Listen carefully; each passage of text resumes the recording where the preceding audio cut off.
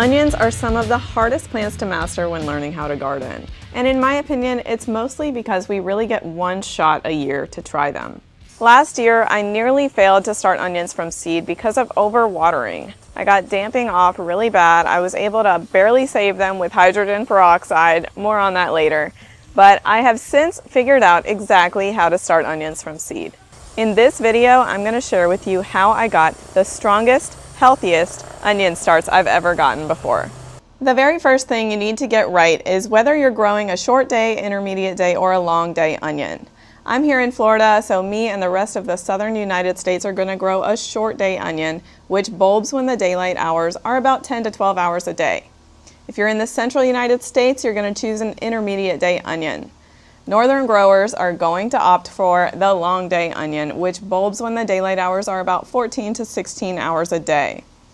This decision is absolutely critical, and it's one of the most common mistakes that people make the first year they try to grow onions.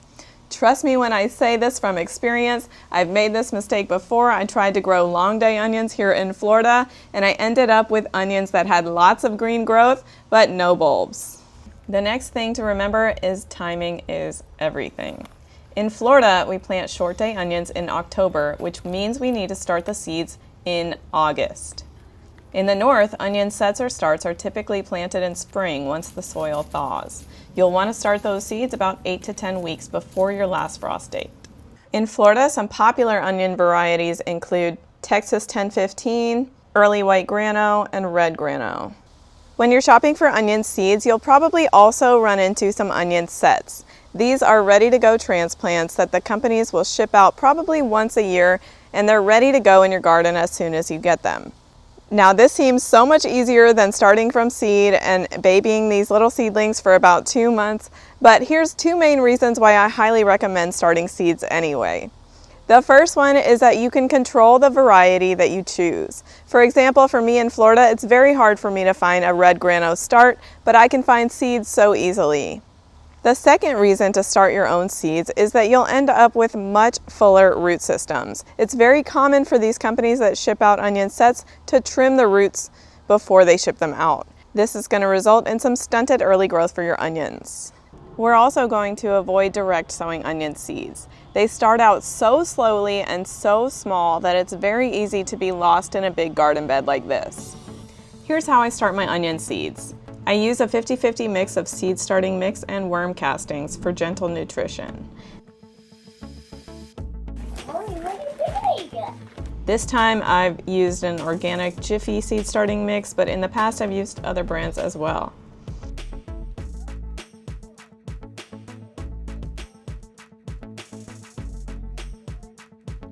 Make sure to mix up the seed starting mix and worm castings really well so it's nice and even throughout.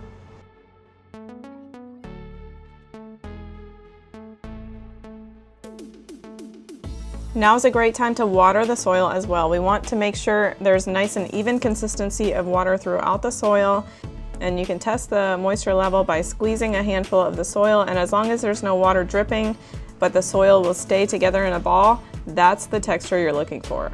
The seed starting tray I'm using is the Vego Garden Plant and Pot Bundle. This right here is the seed tray. You can see it's got nice big holes on the bottom so you can easily pop out the seedlings when they're done. And the air pruning strips on the sides of each cell ensure proper airflow and root health for your seed starts.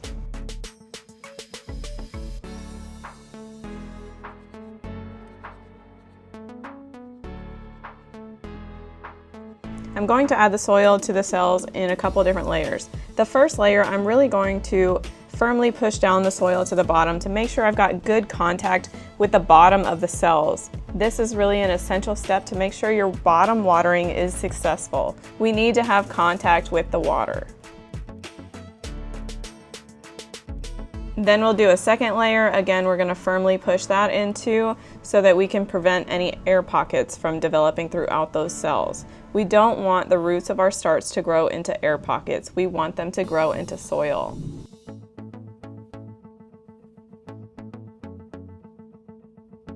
For the topmost layer of soil, we're going to allow that to be a little bit loosely packed.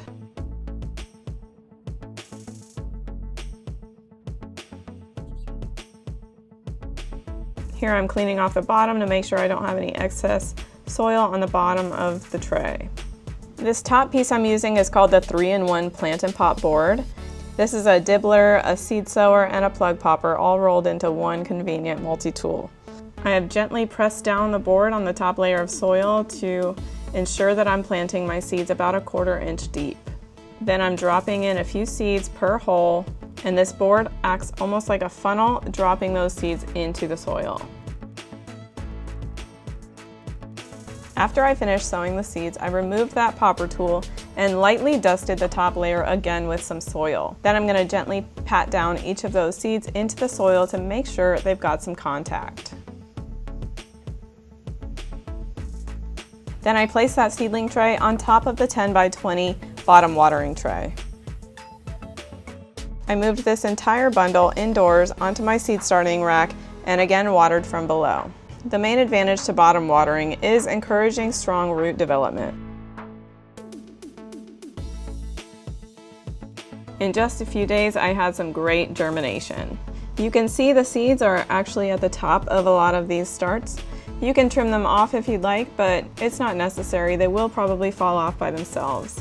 I grew these starts like this on this seed starting tray for about 12 weeks.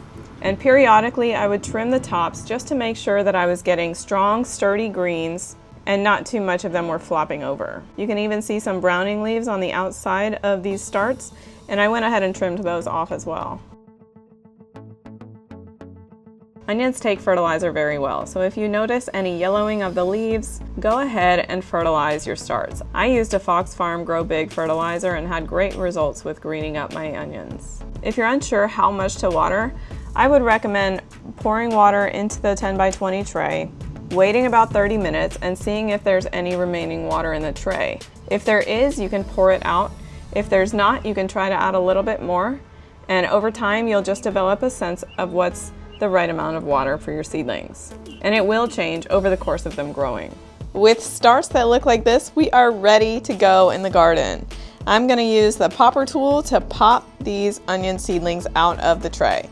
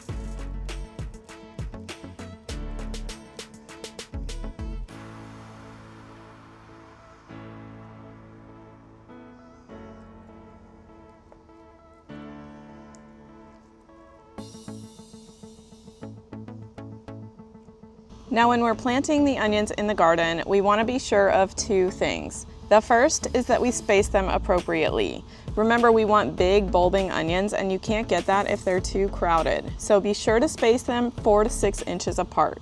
In my raised bed, I have drip emitter line ran and the emitters are spaced 6 inches apart, so I'm going to plant an onion right next to each emitter. We also want to make sure not to plant them too deep. You just want to cover the roots and a little bit of the white part. Any deeper and you'll risk impacting the size of the bulb. I'm gonna poke a hole big enough for the roots.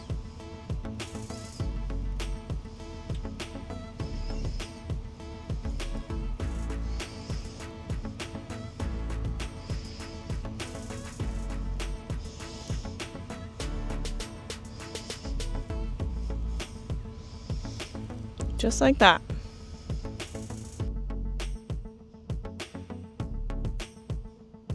And there you have it. That's how you start onions from seed, and that's how you transplant them into the garden.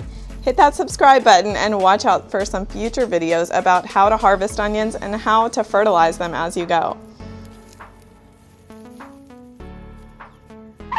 I've got one problem. I started these onions a few months early to get this video out to you guys on time in Florida. And now I don't know what to do with all of these beautiful onion starts.